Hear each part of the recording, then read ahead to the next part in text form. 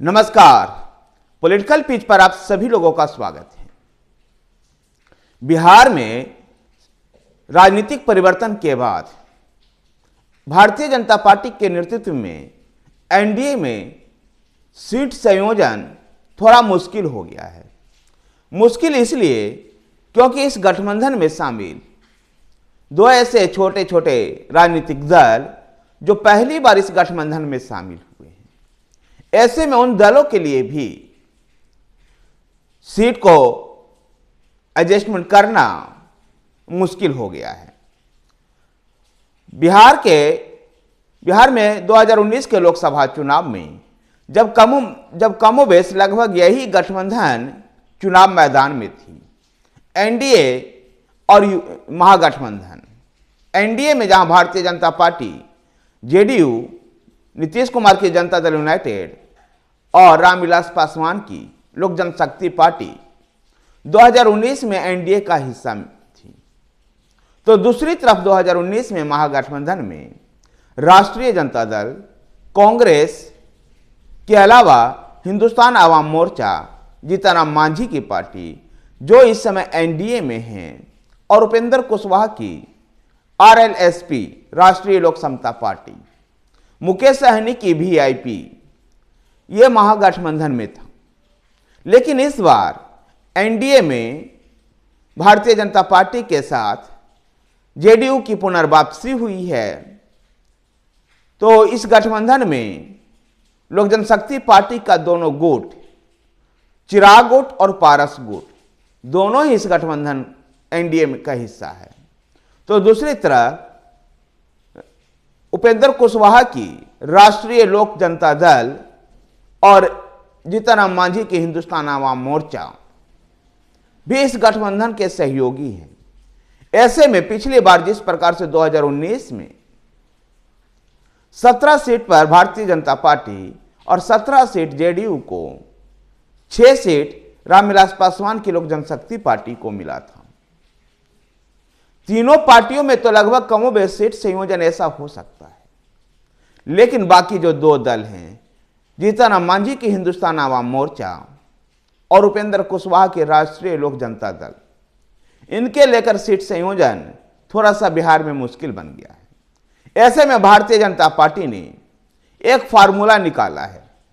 Bharatiya Janata party JDU के कुछ सीटें कम करेगी, और जो सीटें कम होगी जेडीयू की, जनता दल यूनाइटेड की जो सीटें बिहार में कम होगी, उसकी भरपाई भारतीय जनता पार्टी उत्तर प्रदेश, अरुणाचल प्रदेश और झारखंड से कर सकती है। जो भारतीय जनता पार्टी का जो रणनीति है, उस रणनीति के तहत भारतीय जनता पार्टी बिहार में 17 से 18 सीटों पर चुनाव लड़ेगी। 6 सीट में लोक जनशक्ति पार्टी के दोनों गुट, चिराग पासवान गुट और पारसनाथ गुट, दोनों गुटों को 6 सीटों में ही समायोजन किया जाएगा। तो हिंदुस्तान आवाम मोर्चा के जीतनराम मांझी को भी कम से कम एक सीट, जो संभवतः गया की सीट हो सकती है, उसको देने की चर्चा चल रही है। तो उपेंद्र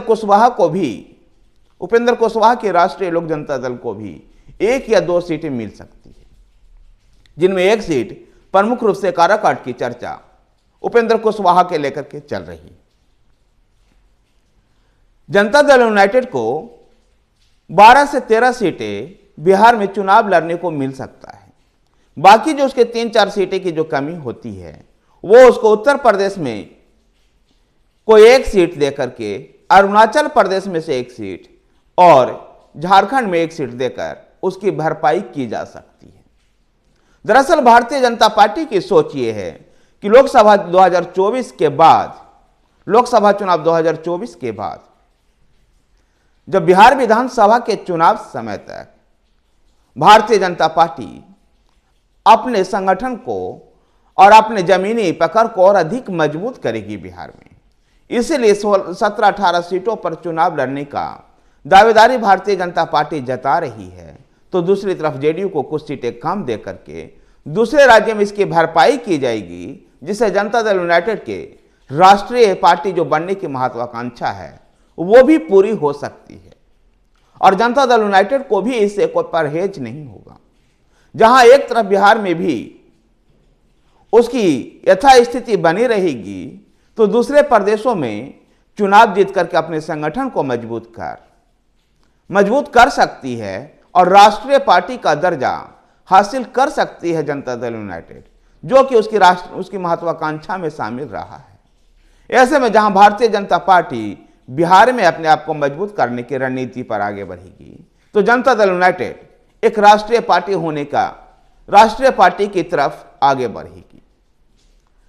और इस तरह का सीट संयोजन जो भारतीय जनता पार्टी के रणनीति का हिस्सा है, आने वाले दिनों में दोनों दलों के बीच में जल्दी ही इस बात को लेकर बातचीत कर जल्दी ही सीट संयोजन हो सकता है। भारतीय जनता पार्टी अन्य जो छोटे जो राजनीतिक दल हैं, जो एनडीए का हिस्सा हैं, उनको भी साथ छोड़ना नहीं चाहती है। और इसका एग्जाम्पल जब नीतीश कुमार एनडीए के साथ सरकार बना रहे थे और शपथ ग्रहण समारोह चल रहा था राजभवन में, जब भारतीय जनता पार्टी के राष्ट्रीय अध्यक्ष जेपी नड्डा चिराग पासवान को अपने साथ राजभवन ले गए, तो उन्होंने उपेंद्र कुशवाहा को विशेष अनुरोध कर राजभवन में उपस्थित होने का अनुरोध किया, जिसे यह साफ झलक दिखाई देती है कि चाहे उपेंद्र कुशवाहा की राष्ट्रीय लोक जनता दल हो या फिर लोक जनशक्ति पार्टी हो या हिंदुस्तान आवाम मोर्चा का जीतन राम मांझी की हिंदुस्तान आवाम मोर्चा, भारतीय जनता पार्टी इनको साथ नहीं छोड़ना चाहती है। धन्यवाद साथियों, वीडियो को लाइक कीजिए, शेयर कीजिए, हमारे साथ बने रहने के लिए हमारे चैनल पॉलिटिकल पेज को सब्सक्राइब कीजिए। धन्यवाद।